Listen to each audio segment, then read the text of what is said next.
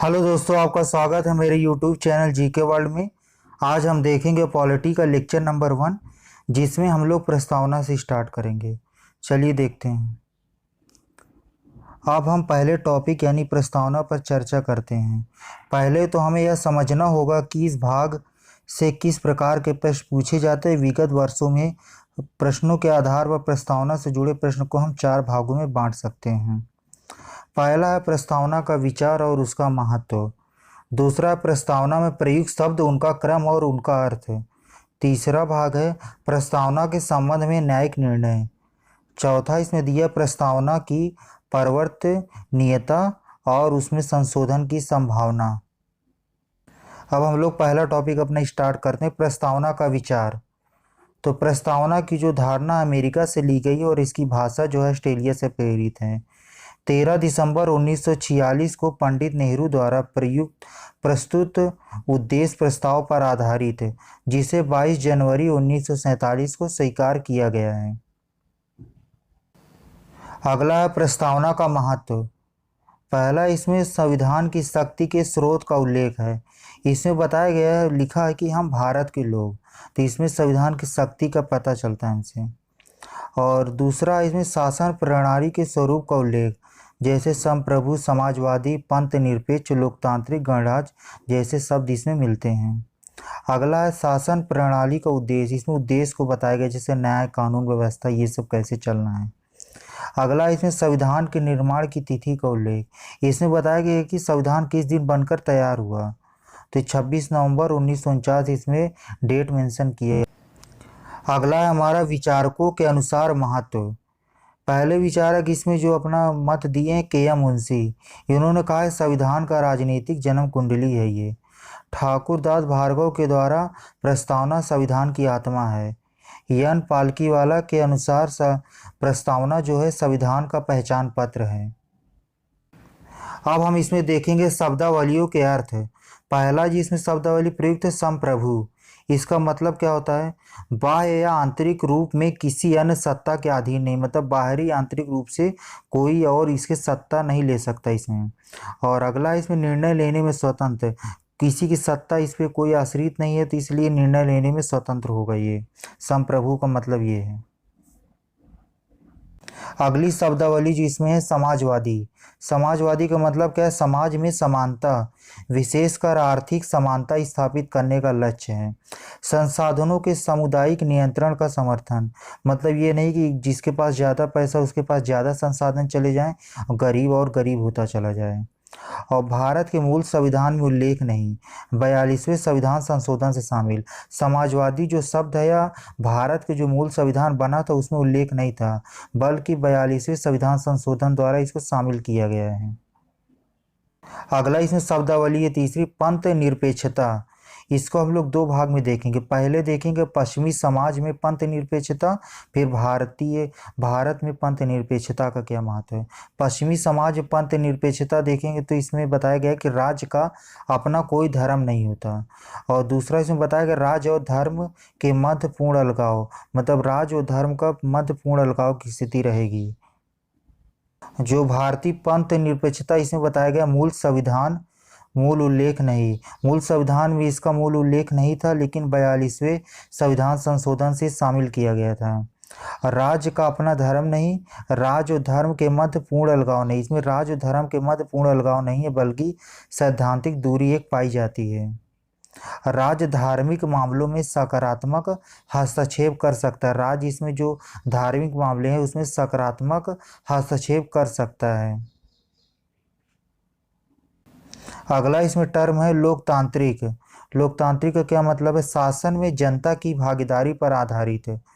दूसरा इसमें पॉइंट बताया गया राजनीतिक लोकतंत्र के साथ साथ सामाजिक आर्थिक लोकतंत्र की स्थापना का भी लक्ष्य है इसका मतलब। अगला शब्दावली से 5वीं गणतंत्र, जहां वास्तविक शक्तियां जनता में निहित होती है, जनता ही अपना मतलब जो भी अधिकारी होता है उसको चुनती है। और राष्ट्राध्यक्ष निर्वाचित हो, वंशानुगत नहीं, मतलब वंश के आधार पर इसमें नहीं चलता है, मतलब इसे चुनना पड़ता है, सभी चुन कर आते हैं जितने भी राष्ट्राध्यक्ष होते हैं।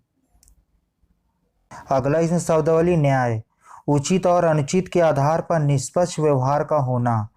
प्रस्तावना में न्याय के 3 आयामों का उल्लेख है सामाजिक, आर्थिक, राजनीतिक न्याय। मतलब 3 न्याय के उल्लेख है, सामाजिक, आर्थिक एवं राजनीतिक न्याय के बारे में बात किया गया है प्रस्तावना में।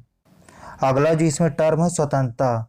व्यापक अर्थों में स्वतंत्रता का आशय ऐसी दशाओं से है जहां व्यक्ति अपनी क्षमताओं की पहचान और उनका दोहन कर सके, जहां आंतरिक प्रतिबंधों यानी भय, भूख, अभाव की स्थिति न हो। यह व्यक्ति के व्यक्तित्व के रचनात्मक विकास के लिए आवश्यक है। तो स्वतंत्रता का ये मतलब होता है। अब इसमें एक नोट करके आप लोग को ध्यान देना है। स्वतंत्रता का आशय कानून के अभाव से नहीं बल्कि कानून द्वारा ही स्वतंत्रता का संरक्षण संभव है। अतः कानून के अभाव में स्वतंत्रता संभव नहीं है, लेकिन यह भी आवश्यक नहीं है कि सभी प्रकार के कानूनों द्वारा स्वतंत्रता का संरक्षण हो ही। कुछ अवसरों पर कानूनों द्वारा ही स्वतंत्रता का हनन भी हो सकता है।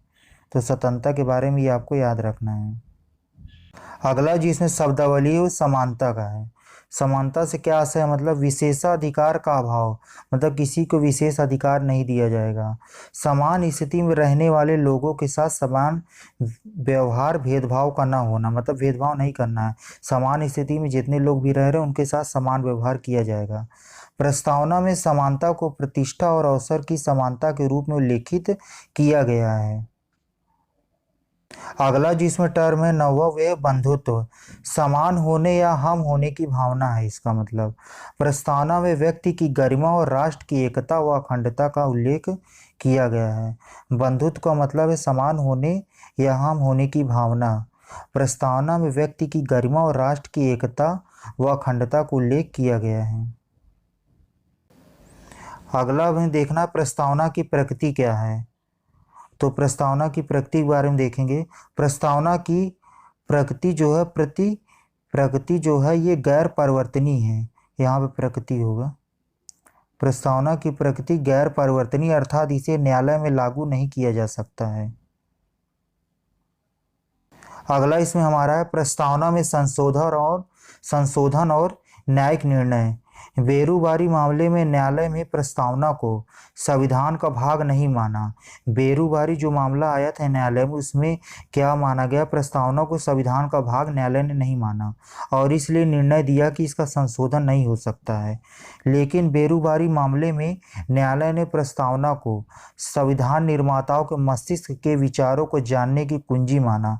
मतलब बेरुबारी मामले में न्यायालय ने ये माना कि संविधान निर्माता जो थे उनके विचार ही इसमें प्रस्तावना में पूरी तरह अंकित हैं। फिर अगला जो इसमें मामला आया वो केशवानंद भारतीवाद आया। तो उसमें क्या हुआ? न्यायालय ने इस निर्णय को बदल दिया। इस वाद में न्यायालय ने प्रस्तावना को संविधान का भाग मान लिया, साथ ही यह भी माना कि इसमें संशोधन हो सकता है। इस वाद में न्यायालय ने यह निर्णय दिया कि जहां कहीं भी संविधान की भाषा अस्पष्ट होगी, प्रस्तावना उसकी व्याख्या में सहायक होगी। इसी क्रम में 42वें संविधान संशोधन 1976 द्वारा प्रस्तावना में संशोधन कर समाजवादी, पंथनिरपेक्ष और अखंडता शब्द को शामिल किया गया।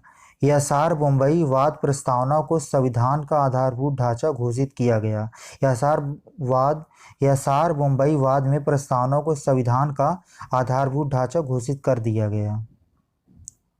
धन्यवाद। मेरे चैनल को लाइक एंड सब्सक्राइब करें, ज़्यादा से ज़्यादा लोगों तक शेयर करें, जिससे भी इसी तरह के लेक्चर आपके लिए लेकर आता रहूं। हम लोग नेक्स्ट वीडियो में पॉलिटी के मिलते हैं। चलिए तब तक के लिए धन्यवाद।